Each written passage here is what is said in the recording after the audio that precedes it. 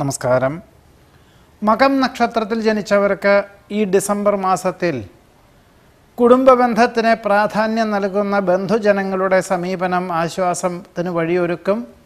ഒരു പക്ഷേ മക്കളുടെ സമീപനവും പേരക്കുട്ടികളുടെ സമീപനമൊക്കെ തന്നെ ആശ്വാസത്തിന് ഉണ്ടാകുന്ന വിധത്തിൽ ഉള്ള സാഹചര്യങ്ങൾ ഉണ്ടായിത്തീരും.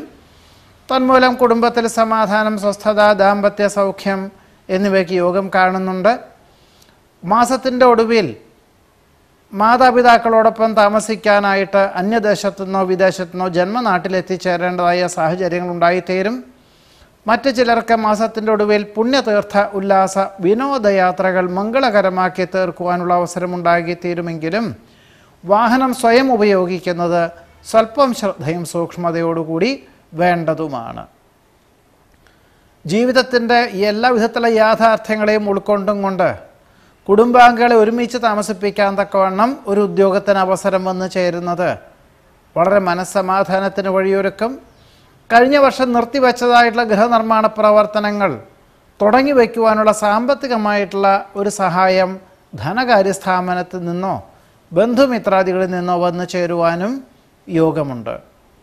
കാർഷികമായിട്ടുള്ള മേഖലകളിൽ നിന്ന് ആദായം വർദ്ധിക്കുന്നത് വഴി സുതാര്യത കുറവുകൊണ്ട് സംയുക്ത സംരംഭങ്ങളിൽ നിന്നും മാറി സ്വന്തമായി പണം മുതൽ മുടക്കിക്കൊണ്ടുള്ള പ്രവർത്തന മണ്ഡലങ്ങളിൽ ഏർപ്പെടുവാൻ തീരുമാനിക്കും.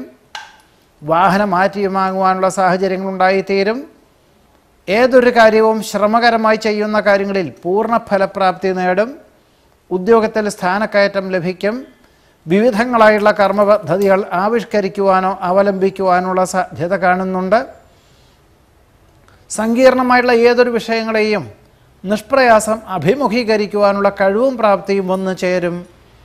വാഹനാപകടത്തിൽ നിന്നും അത്ഭുതകരമായി രക്ഷപ്പെടുവാനുള്ള യോഗം കാണുന്നുണ്ട്.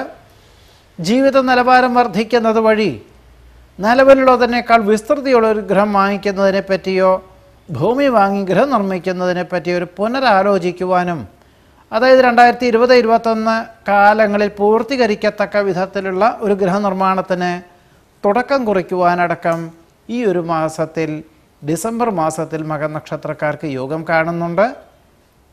നമസ്കാരം.